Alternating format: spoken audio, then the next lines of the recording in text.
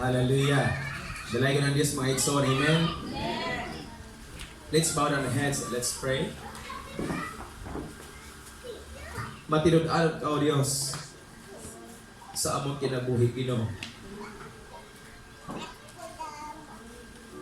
Even if it hurts, but still you're so good. Na nagahatag ka na mo ginhawa, O Diyos. Nga kining ginhawa, Ginoo mo, na imong rason, O Diyos. Nga modul kami diha kanimo aron mo daig. Kaya naging kasi mga pulong. Let everything that has breath praise the Lord. It is good to feel sometimes lonely. Because in that time, we know that you are not far from us. But in fact, you are sitting beside us. You walked us side by side. You loved us more than the love that the world could give.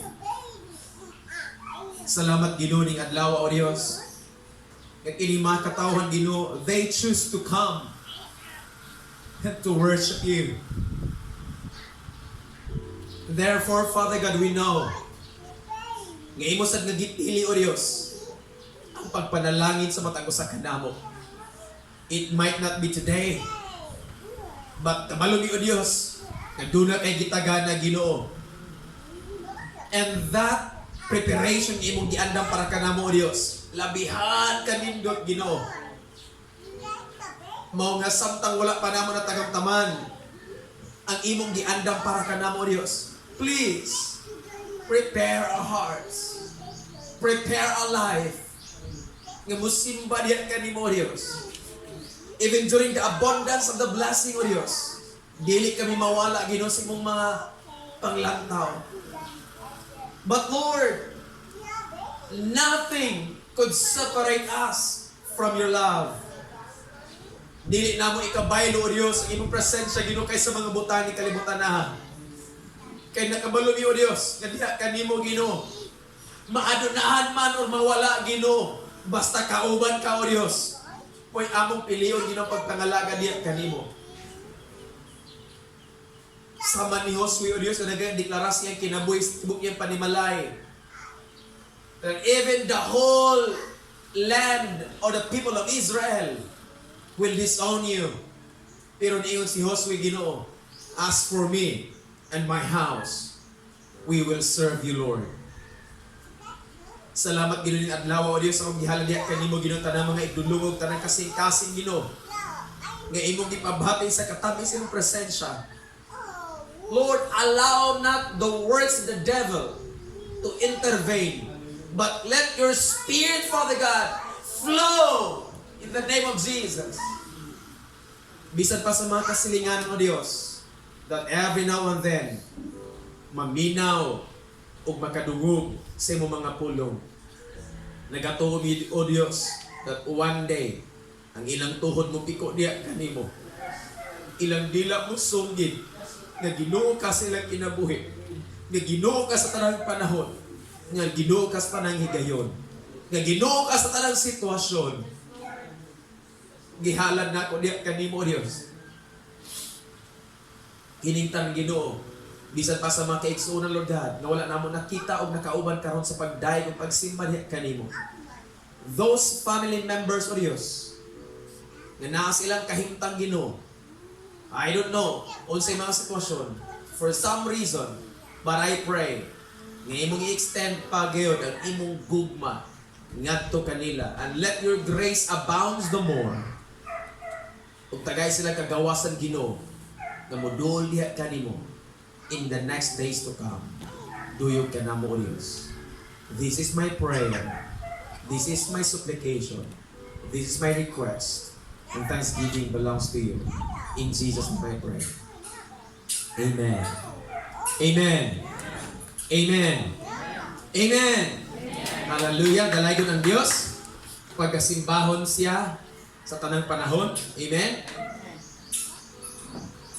I am praying uban ang paghandom mga igsoon nga dili gid nato mahimong kalimtan ang pulong sa Ginoo every now and then. Especially every Sunday's message ayaw gid nagkalimti kung mahimo ibutang gid sa inyong mga panumduman o dili man galing mahinumduman, but at least you have your pen, you have your Bible with you. Ibutang sa inyong mga Biblia, pwedeng sulatan niyo yung mga Biblia, and make it note that on that day you are blessed by the Lord. Aron na every time nga imong tan-aw ang imong Bible mga igsoon, ug diha makit-an nimo nga gipanalangin ka ng adlaw sa Ginoo during the time you hear the word, and that will help you remember nga ang panalangin sa Ginoo dili gid magpuas. Hallelujah.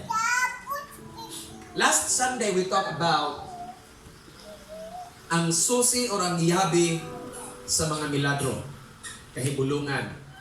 So sa langyo, datong gisgutan sa milabay nga Domingo, it's all about paying attention. Amen? So karon I want you to open your Bible in the book of Exodus chapter 5, verse 1. Exodus chapter 5, verse 1. Na? Katong walay mga Biblia, pwede mo matanaw nga rin sa tubangan, ug akong pagabasahon. And afterward, Moses and Aaron went in and told Pharaoh, "Thus saith the Lord God of Israel, let my people go, that they may hold a feast unto me in the wilderness. Let my people go, that they may hold a feast unto me in the wilderness." Nihintay mas kabuntagon mga isura ko mong dadon sa mensahe sa Dios na ipakitambin diyan kaninyo. It's all about the challenge of freedom. The challenge of freedom. It sounds like far out, but kung inyong mahinumduman sa chapter 3 and chapter 4, maunang panahon na nga gitawag si Moses tungod kay nadungog sa Ginoo ang mga pag-agulo sa mga katawan sa Dios sa Israel or sa Ehipto, sa mga Israelitas. Amen?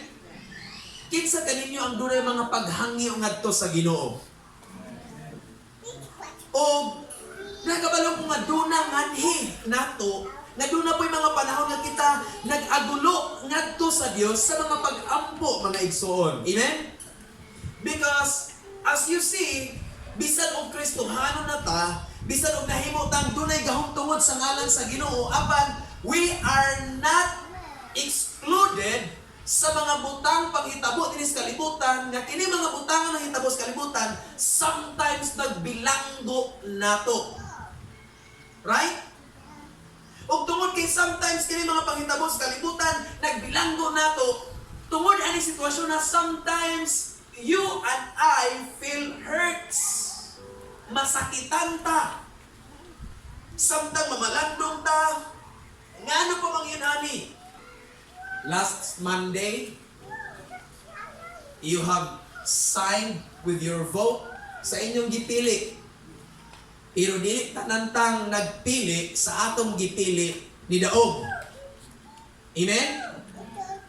That means to say, even you have your choice to choose, but you don't have the power that whosoever imong gipili mo'y matuman.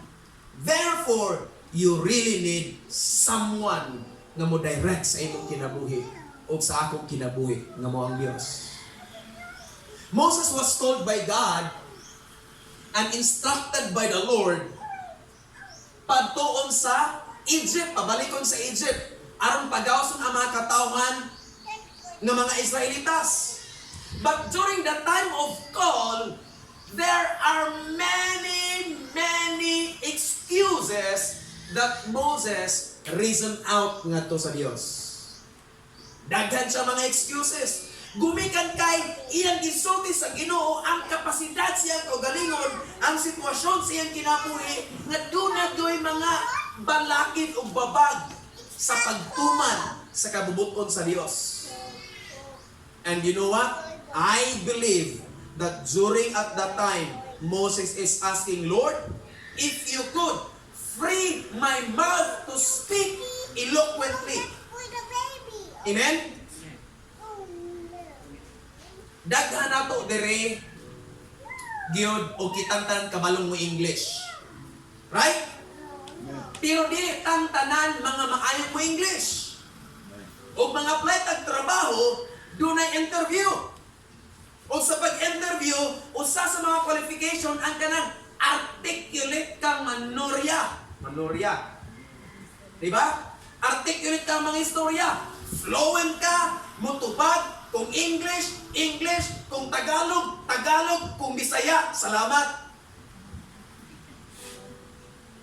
Pero kung ang imong interviewer mag-in-English na ikaw Bisaya, you should have to follow the interviewer na mag-English mo ka. Pero kung ang interviewer pag binisaya, ayaw mo pag paghinambog mag-English, pag binisaya rapod.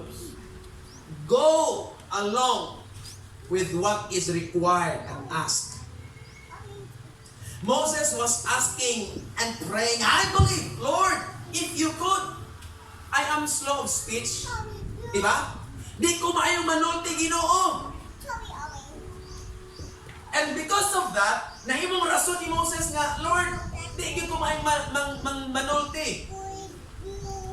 Ningon ang Diyos nato kang Moses, kinsa may nagbuhat sa bakbak sa tao, sa amang, o sa bungol, kinsay nagbuhat?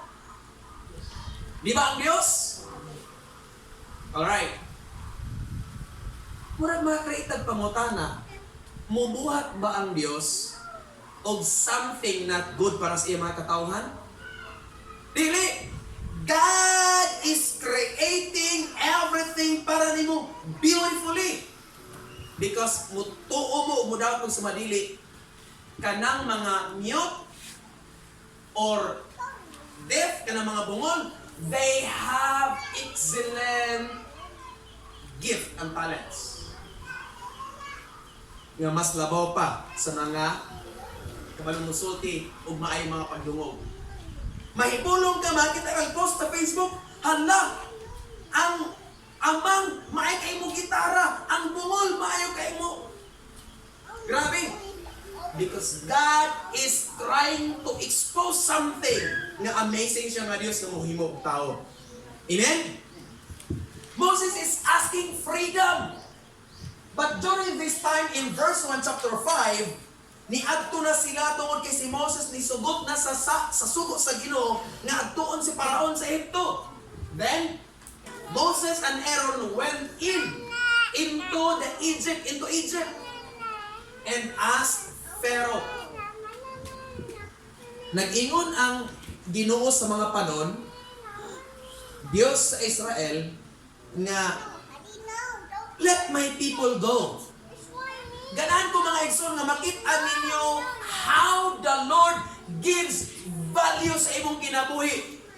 Even ni aka sa sitwasyon nga doon ay gapos, doon ay kalisod, doon ay kawaladon, but you were told by God that you are His people. And God is asking and telling the devil, even the devil that has hold on you. Kabalo mo unsay gibuhat ni Satanas nga nagpugong ka nato? Ang sala. Diba? Kining sala may gibuhat ni Satanas nga makapugong ka nato. Nga kining sala iyang ibutang sa imong kasing-kasing ug panumduman sa imong isipan ng imong sipyat ang imong sala kanon imong mahinumduman o mawad ang kagana nga moduol sa Ginoo sa mga pag-ampo. This is the hold of the devil. But the Lord is asking, hey devil, you don't have hold on my people. Let my people go. Diha nimo makita that even ang Dios naningkamot nga ikaw iyang paghawson sa tinuod na kagawasan. Pero kumusta man kita sa kaugalingon? Did you let yourself free Did you set yourself free? Ato bang kita kagawas sa pagkagalingon sa pagdaig diha sa Ginoo? Let it go! Let it go! Amen? Agay kagawas sa imong kagalingon sa pagdaig diha sa Ginoo. Because sa diyan mo simba ka ngadto sa Dios, ang gitan-aw sa Dios dili ang imong pamorma, ang gitan-aw sa Dios ang imong malipayong kasing-kasing nga nagduol ngadto sa Ginoo, nagsimba kaniya ug nagingon, praise the Lord. Hallelujah.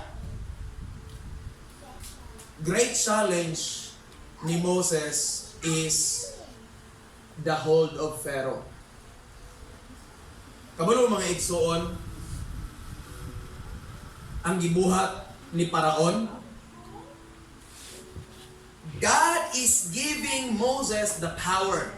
Hinungdo mo sa last Sunday, unsay timailhan sa gahom nga gihatag sa Dios ngadto kang Moses is the rod. Di ba? Ang rod nga naa siyang kamot, gidala ni Moses paingon dito sa Egypt, paingon sa tubangan ni Pharaoh, and the Lord declares nga, Moses, sa dihang maabot na ganito, perform every wonders that I have told you.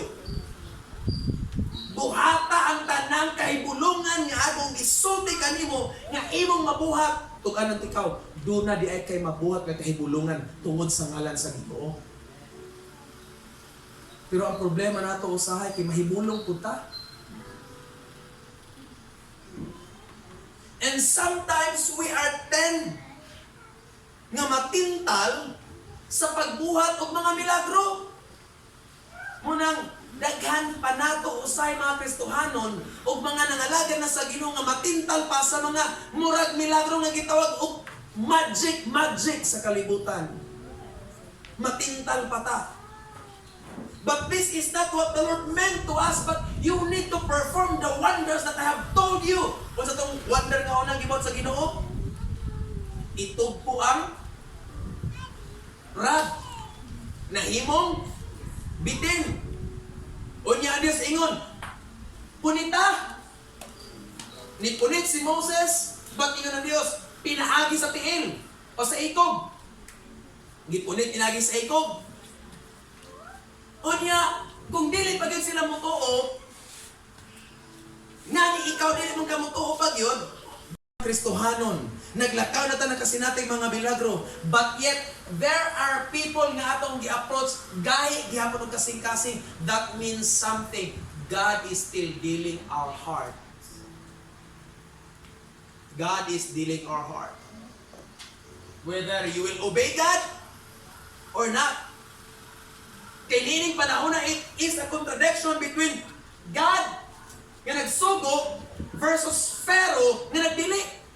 Asa may sundo ni Moises? Kamo, asa may sundo ninyo?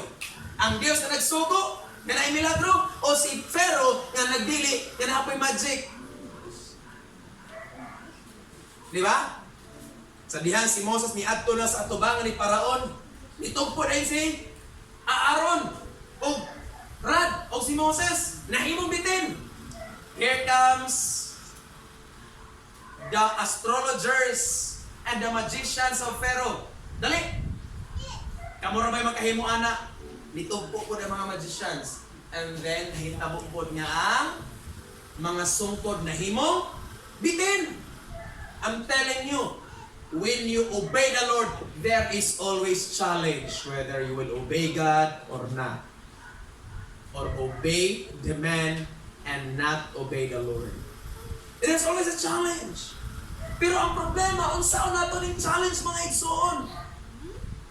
Unsaon nato? Ningon ng Dios, let my people go. Dunay pagtulunan nga gihatag ang Dios when God says, let my people go. Meaning, iyang katawhan. Right? When He says, my people, iya din ang katawhan. And that, ikaw o ato nga nahimong katawhan sa Dios should better understand that they are the people of God destined to serve God. Unsa ingon sa verse 1? Pagpadala ng glain, nihangyo si Moses sa Ginoo. Unsay nihitabo? nalagot ang Dios. And the anger of the Lord kindled unto him. Nasuko ang Dios ngadto ang Moses, kay ngano mang niingon siya nga magpadala lang og lain instead nako Ginoo. Paminaw mo. Verse 3. Versikulo 3. Og niingon sila kaysa dihang ni approach si Moses o si Aaron at tukang Pharaoh. Si Pharaoh nagdili yun. Si kinsa man ang Ginoo ni inyong Dios na nagsulti ka ninyo, wa ko makailana. Verse 3. Og niingon sila ang Dios sa mga Hebrehanon nga nagpakita kanamo. Ang Dios sa mga Hebrehanon na nagpakita kanamo. Look at this. Kung ikaw di ay gitawag sa Ginoo, kinsa gitawag sa Dios? Kung ikaw di ay gitawag sa Ginoo, ang Dios magpakita nimo. Dili man siya magpakita nimo physically sa mata o mata, nawong o nawong, pero magpakita sa nimo milagro.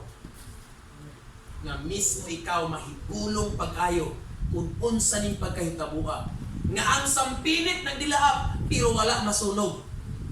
Di ba imposible kayo? The God of heavens hath met with us. Let us go.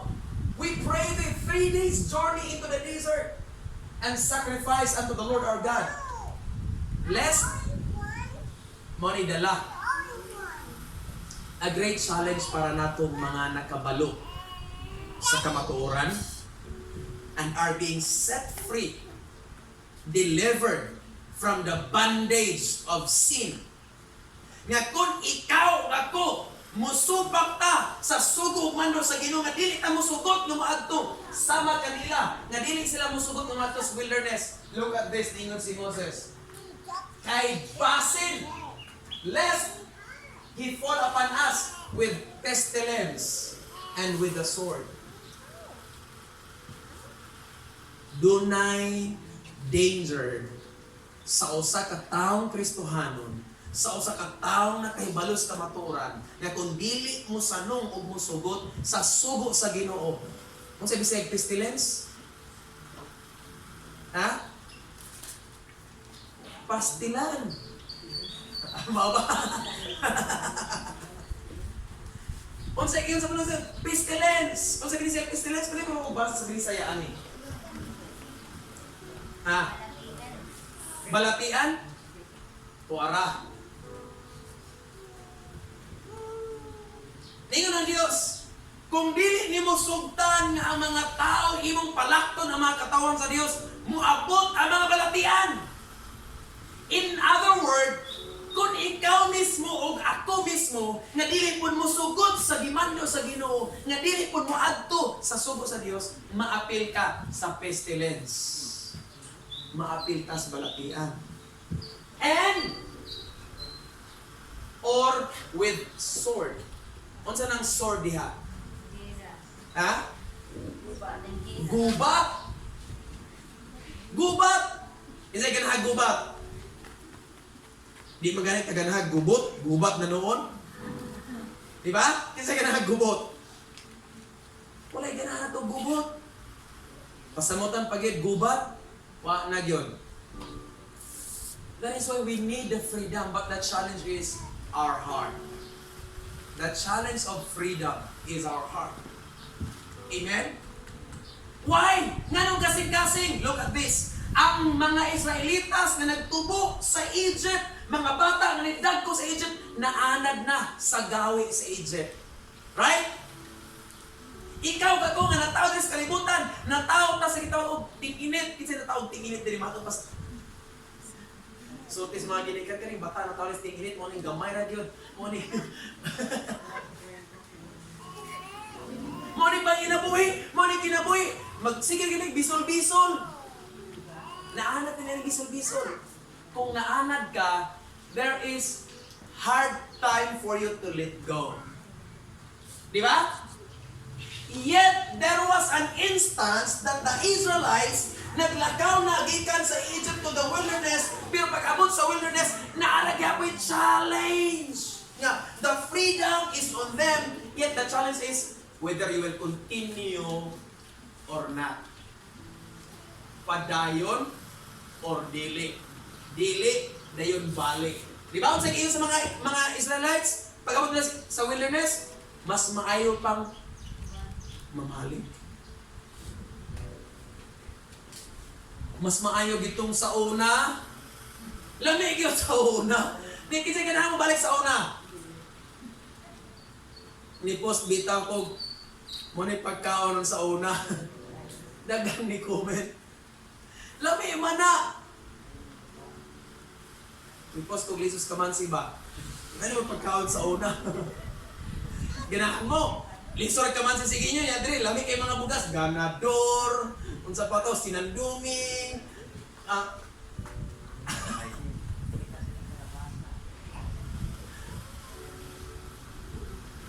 The Israelites are used to live accordingly to the trend of Egypt.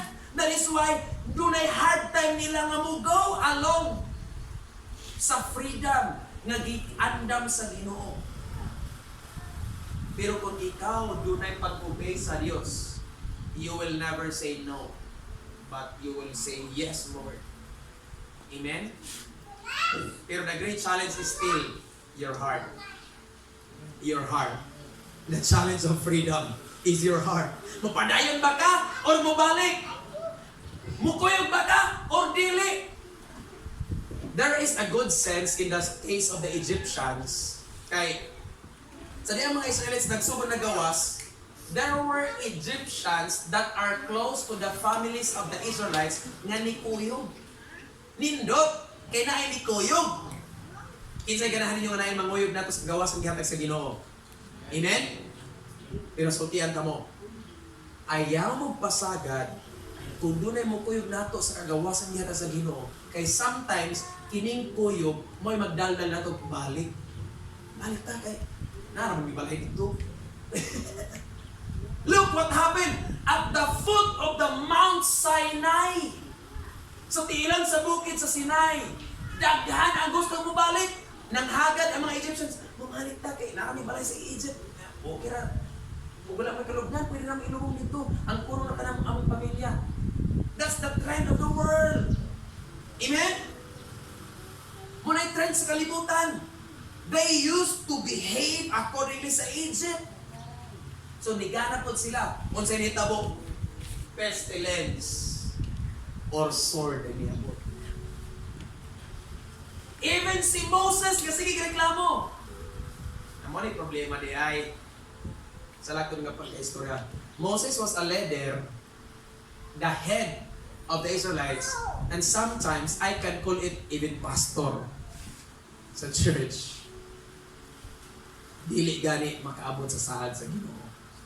In short, muingin ko pag-istorya, posible nga daghan ganing pastor nga dili kasulod sa saad sa Dios.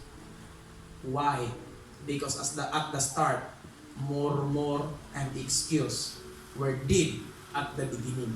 Kung nasugdan gani nato sayop, lisod kay na mga igsoon. Atot pa sa kapanday, masugdan gani imong sayop, gamay ra kayong gidlang sa usa ka kanang linya. Pag abot sa tumoy ana, dako na kayo na. Di ba? Kinahanglan gyud untok-untok. Again, ang challenge is hard. Nag-ingon si Moses, lest he fall upon us with pestilence or with sword. Kay ang Ginoo di ay masuko di ay sa mga taong dili mo tahod niya. Nya karon, tahod mo or dili? Tahod gyud. Amen. Pili ko na to ang pagtahod sa Ginoo kay dili ta mo tahod sa Ginoo. Pestilence, balatian, sword, gubat ang giingon. Ang tanang musupak sa kabuton sa Ginoo, musinati gubat. Kabalo mo mga igsoon, in the last days, gubat ang sinatiyo sa mga taong musupak sa Dios. Ang mugawa sa bakba sa Ginoo, dili na sinultian ng mga pulong. It will be the sword nga mo pierce, mulagbas sa ilang mga kinabuhi, muula sa ilang mga dugo. Kaya nga naman, nisupak man sa Ginoo. Bulahan ta nga dili mo supas sa kabuton sa Dios. The challenge is your heart. Mupadayon ba ta or dili? Saman, padayon ta pagpangalagad sa Ginoo or dili? Tapuso na to ni or dili? Padayon. Ningon lagi si Apostol Pablo sa mga buhat nga, I choose to obey the Lord than men. Kay there is a great meaning nga kung ang tao sa Ginoo muobey sa Dios, balik ko ako kay paminaw nga dili pud sa mo tao sing isig ka tao, di ba? Meaning ang Kristohanon masinulundon sa Ginoo, masinulundon po na sa tao des kalibutan. Pero ningon po ang Ginoo nga mag-amping ta, nga dili ta mo sunod sa mga tao sa kalibutan, nga dili maghatod nato sa gingharian sa Ginoo. Mao na ningon ang Episode 6 versikulo 1 ngadto sa mga anak, sanglit Kristohanon man kamo, sundan ninyo ang inyong mga ginikanan. Kay mao kini ang gusto o kabubuton sa Ginoo. Aron inyong mga adlaw mo taas. Nindot kayo. Nga dili mo abot ang pestilence of swords sa atong kinabuhi. What do we do in spiritual realm will also reflect in physical realm. I'm telling you, unsay atong gibuhat sa spiritual realm. Kung ikaw nagmasimbahon sa Ginoo in spirit, in physical, ang imong lawas, musunod ko na sa pagsimba. Walay Kristohanon nga nagmasimbahon ang iyang espiritu, pero ang lawas di gid matug simbahan. Wala yun, anak. What I mean is, ang tinuod ng Kristohanon, kung iyang espiritu nagsimba sa Ginoo, masimbahon sa Dios, ang iyang lawas mo sunod na. Amen? Yun, anak, na what happened in the spiritual realm will reflect in the physical realm. In short, if you are blessed, anointed, strengthened in spiritual realm, in physical realm, you will also be blessed, anointed, and blessed by the Lord. Dalaga ng Diyos. Muna, si Moses, iyan ang arin ng tasiyang magulang. Si Aaron. Pag-ingon sa Ginoo, nga, pag-ingon ni Moses nga, Lord, di mo kumain manoti. Padala na naglain. Ngayon ang Ginoo. Naman si Aaron, di ba? Sige, si Aaron, mahimo ni mo tigpamaba. Nisugot din si Aaron. Pag-abot sa panahon, nisugot si Aaron. Kabalo mo siya nitabo. Aaron was blessed by God. Gani ang iyahang sungkod. Isa na, nibad, namulak. As a manifestation of wonders sa Ginoo. Pagkaninduta kayo, grabe kinahitabo mga igsoon. Kung magmasinugtanon di ay tangtanan sa pagpangalaga diha sa Ginoo, we will indeed blessed by the Lord. Moses, hard to get on the Lord. Hard to get siya sa Ginoo. Sige, baliban sige, Lord, di ko pwede dinokay, di ko may manulti, di sila mo tuon ako. The result is, nagpagahi po si Paraon. Unsa ipugas, mapuya itong hanihon. Kung dili ta mo sugot sa kabuton sa Ginoo, ang kana ko atong hangyoon, di po mo sugot sa atong gipangandoy o gihandom. Munang kung mo sugot sa kabuton sa Dios, ang rason o resulta na musugot po ng Diyos sa imong hangyoon. Simple lang Ginoo. What you sow, you will reap. Siya nga nagpugas, ay makaani. Mao naman na ron, dito sa bukid, dito ba nagbahig? Diba? Bahig. Kinsa tong nagpugas mo, ay makaani. Kung matabang ko, ay nabahig naman eh. Naka-assign na. Remember this, blessings were assigned for you and for me, mga igsoon na nagbating malo. Nindot kayong pulong sa Ginoo. And let's bow our heads and let's pray. Hallelujah. Gamhanan ka, O Diyos, ni nasa kabuntagon, Father God. Among nasaran, Ginoo, that the great challenge of freedom is the heart. Imo nang gipakita ni Moses ang tanan nga mao ni picture sa kagawasan nga mahitabo sa katawan sa Israel nga magsimba sila kanako in the wilderness. Makuhaan sila sa kabug-at sa kadaadlaw, sa ilang trabaho sa kadaadlaw, sa ilang ginapasan sa kadaadlaw, and they will be eating with and according to my provision. Mo ni mong ipakita ni Moses Ginoo. But the issue is the heart. The challenge of faith is the heart. Musugot ba nga mulakaw o sa paglakaw mo padayon ba? Dili ba mawili sa kagahapon o sa mga butang nga gi-enjoy sa kagahapon? Ako nagaampo diha kanimo Dios sa intanas kabutagon Father God. Kini mo mga katawan Ginoo. As we started to obey your word, I pray nga imo ning tandaan o Dios o kasing-kasing to continue to do it until the day imo ning kuhaon o Dios ug imo mapuyon sa langit. Kaya Ginoo yung pulong Ginoo ang magpadayon hangtod sa katapusan. Mamaluwas, may kaluwasan. Gamhanan ka, akong gihala diha kanimo o Dios, ang tanan, bisan pa sa tanan mga kaigsoon namong nga wala din higit nakatabdo. I pray that every family representatives nga niya karong Ginoo, panalangin sila o Dios. And so sa panalangin nila madawat Ginoo, panalangin sa pang-membro sila mga pamilya Ginoo, nga nagkalibot kanila. Kay ingon anak ka mo panalangin o Dios. There is more and there is abundance. Dalaygon ka sa walay katapusan. Sa ngalan ni Kristo sa Nazareno. Amen.